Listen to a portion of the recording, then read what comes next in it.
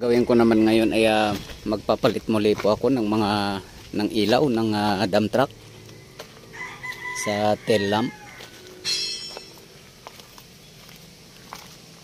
So itong dito po kasi ay hindi na po umiilaw. Mayroon man siya pero kakunti na lang po, hindi po kumpleto yung mga LED niya. So itong LED po kasi na to ay marami po siya. Pag minsan ay unti-unti pong napupundi dito hanggang sa halos 3 or 4 na lang ang natitira dito. So pag ganun po, konting liwanag na lang ang lumalabas dyan, ay kailangan na po siyang palitan. So testing po natin muna para makita natin yung pagkakaiba.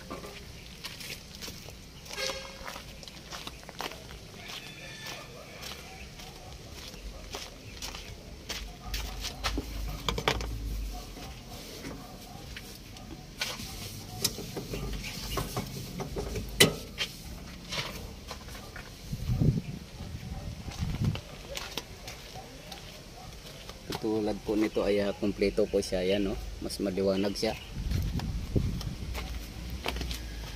Ayan. So katulad din po yan na mga klaseng ilaw, itong ganito.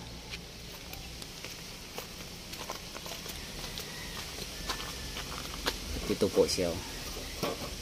So ito naman ay okay pa siya dahil kapapalit lang po yan.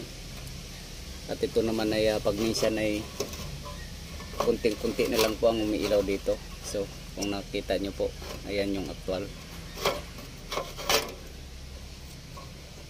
Ayan. So ilan na lang po, mga ilan na lang po yung natitira.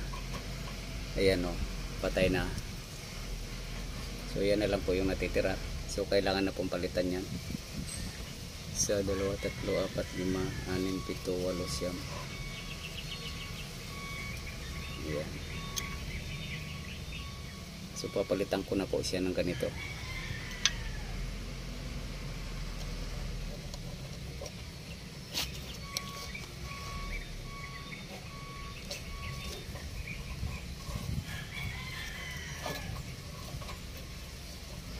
So patayin muna natin, baka mag short circuit.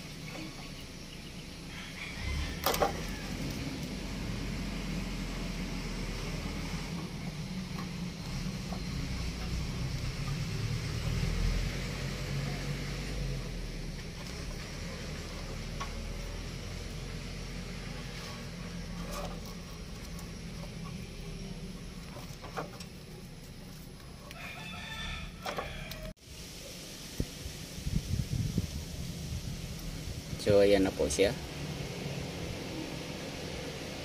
At ikakabit na po natin.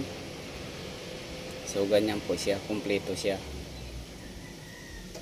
Ayan, o, mas maliwanag po siya kasi bagong bago siya. So habang tumatagal po ay unti-unti pong napupundi yung iba dito. So hanggang sa hindi na po masyadong maliwanag, kaya kailangan siyang palitan.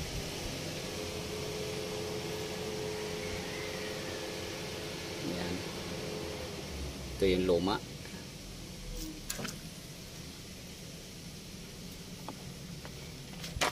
So patayin natin ulit, baka mag short circuit.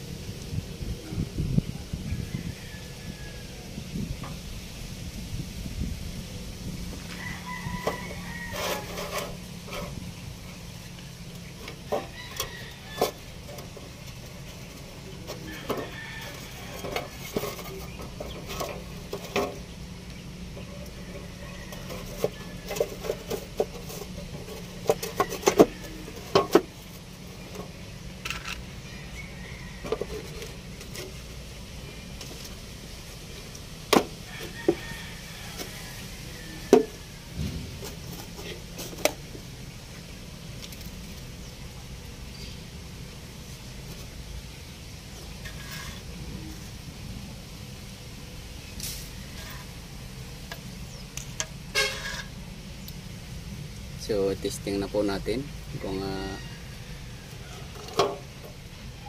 pantay na ba yung ilaw dito sa kabila.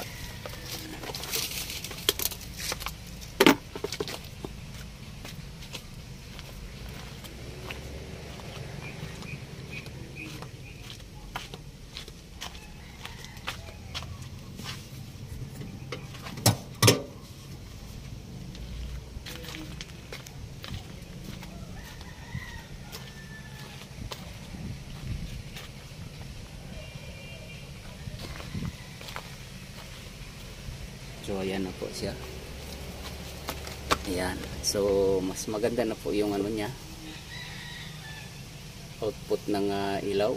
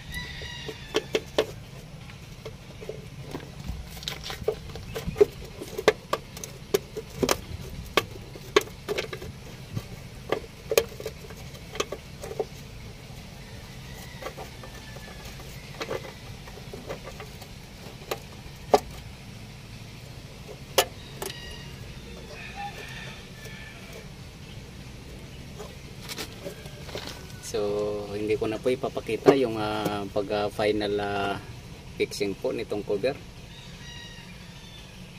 kasi haba na po ng haba yung video natin. So hanggang dito na lang po ang video kong ito. Please like, subscribe na lang po and hit notification bell para sa susunod na mga video. God bless you all po.